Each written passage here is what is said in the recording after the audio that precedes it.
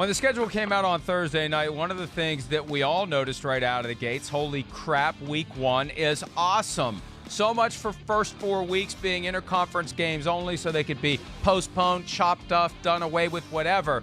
The NFL has given us a gift of, they could have given us the 16 worst games on the schedule week one, and we'd have been thrilled. They've given us 9 divisional games. They've given us Texans, Chiefs right out of the gates, Cowboys, Rams. We've got Packers, Vikings. We've got Buccaneers, Saints round one. Are you kidding me? We got the Steelers and the Giants, two of the most storied franchises in the NFL, getting together on Monday night. And here's the thing, Chris, and you know what? I did a little poking around on Friday about this, and there is something to it. The NFL, my understanding is this, strong degree of determination to go forward with week one. Week one is happening, period. And then they'll take a step back and they'll reassess. PR fallout, political fallout, medical fallout. What happens when we have a week of games? There's an opportunity to postpone and or cancel weeks 2, 3, and 4. Week 2, every team that plays in week 2, every game, those 2 teams have a bye the same week. So that week could be wiped out, and those games could be subsumed into the remainder of the schedule. Week 3, week 4, no divisional games. Now, there are games within the conference, or not exclusively interconference games, but week 3 or 4, both could be put at the end of the season or could be canceled altogether. But there's a window of up to 3 weeks after week 1 for the NFL to take a step back, to reassess, and get back to it. Now, look, that's going to create all sorts of issues from the way of keeping your players ready, but that's hiding in plain sight at the front end of the schedule. Start with week 1 and then step back and see where we are, and it's quite possible games could be postponed or canceled for up to 3 weeks based upon how things go week 1. Well, it's good to see that the NFL has, scheduled some flexibility within the schedule itself, right? I mean, that to me is extremely smart, the way they did it, and then to make the week 1 splash and then reassess. Hey, listen, I understand that too. That's extremely smart as well. I mean, hey, again, week 1, you're going to have 2 teams playing each other that, or who knows, come across the country or whatever it may be. And yes, as we know, there's physical contact and guys sweating on each other and spit and everything else all around each other. So then you do reassess and hope that nothing happens. I want to say, if we make it as far as week 1 without any issues, I feel really good that we're going to probably make it to week 2. Again, I mean, if we can go through training camp and, we haven't heard what the deal is with preseason yet, but if we can get through some of those hurdles and then feel like we can get to week 1 and play football and everybody's safe and healthy and things, looking on the up and up, then man, things do look good for us to continue the season from that standpoint. I feel like if we're gonna hit hurdles, Mike, it's gonna happen before week 1. It's gonna happen the first, the second or third week of training camp, where then it's gonna be like, oh no, what do we do? Somebody on the team has it, and we're scrimmaging this team, and now that team has it. That's what I worry about more than anything. But nonetheless, we're starting to see the NFL really well thought out, the schedule, and has many plans as far as up their sleeve here in case things go wrong. Peter King spoke at length with Dr. Anthony Fauci. You can see that in today's Football Morning in America, and a variety of topics regarding how the virus is spread and would be spread among football players. And basically, you're going to have virus all over your uniform if you're blocking or tackling someone who is shedding the virus. That's the technical term, although it sounds far more graphic than it is. I mean, if you're coughing, the virus is going into the air, and the virus is going to be on the shoulder pads, the helmet, the jersey, the pants, the padding, everything that the opponent is wearing. And here's the thing, and Peter keeps mentioning, he's done it on the show, and I've seen it in his column. He keeps mentioning testing players twice a week. This is one area where I disagree strongly with Peter. I think, and we've had this conversation, you need to basically have an airlock at the facility. No one gets in until they test negative.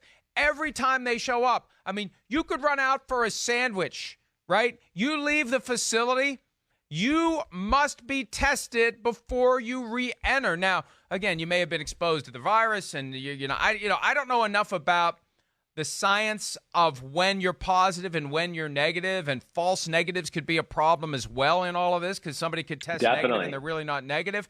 Right. But 2 times a week isn't going to cut it.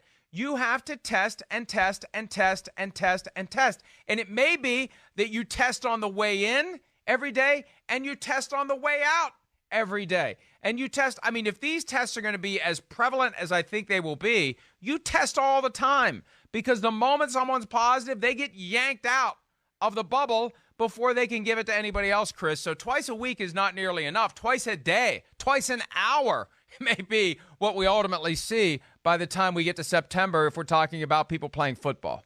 Yeah, I don't think I'm with you there. Again, twice a week, it's a nice thought. But, to all the things you said a little bit before that, as far as where the germ and the virus could be, this is football. There's just too much physical contact, human contact, people touching each other everywhere. There's swapping of blood. I mean, come on. I was just a wimpy quarterback, and I would come off the field in certain games and have somebody else's blood on my leg or whatever else.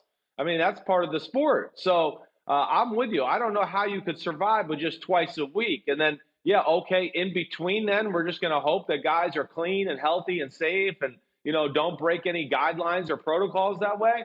I just think that's too risky. I'm with you, Mike. It's got to be done, I think, every morning before you enter the facility. Have a little checkup, a little bit what we read in those documents in the memo that the NFL sent out. You're going to get through, you're going to get temperature. You're going to get a series of questions asked for you. You're going to get basically a quick checkup every day to make sure, okay, you've passed at least the base regimen, the test, and our look test to see if you're okay to come in this building and not pass this germ around.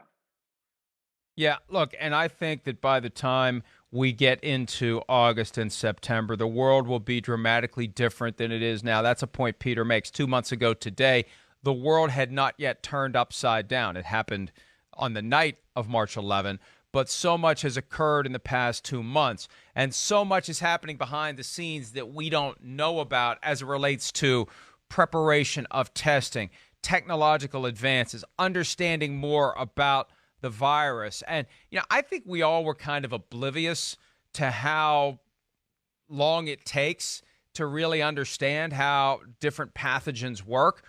I just always assumed that there was this team of experts that could crack the code overnight. It isn't nearly that simple to figure out how this all works. But by the time we get into August, they're going to know a lot more about how it works. They're going to know more about if you show up negative on a test, what that means by way of, are you truly out of the woods and not in a position to actually have the virus? Because they just have to keep this out of the locker room. Chris, like you said, once something gets into the locker room, it's everywhere.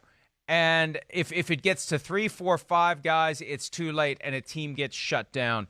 And I think that may be why they're doing the week 1 thing with the opportunity to wipe out weeks 2, 3, and 4. It could be that if in the aftermath of week 1, one team gets shut down, they're just going to shut the whole league down while they figure out how far this is spread, how big of a problem it is, and then get ready to come back as late as week 5 and trudge through the season if they can. I mean, I guess it's entirely possible, although I think not entirely possible. I'd say there's a very small chance, but one of the things we have to put on the radar screen here is the chance that they do it week 1 and then ultimately realize, based upon where the science is, based upon what the virus is doing, and as Dr. Fauci told Peter King, the virus makes the decisions for us. The end result could be it's a 1-week season. I hope the hell that doesn't happen, but I think it's foolish to not at least consider the possibilities. And, folks, let me just say one thing before we break. The fact that we are talking about the various possibilities does not mean we don't want football to happen.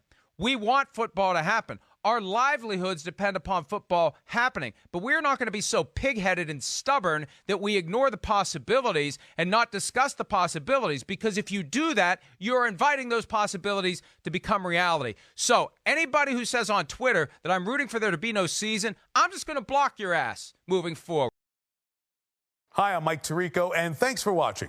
Make sure to hit subscribe for the latest news and highlights from NBC Sports.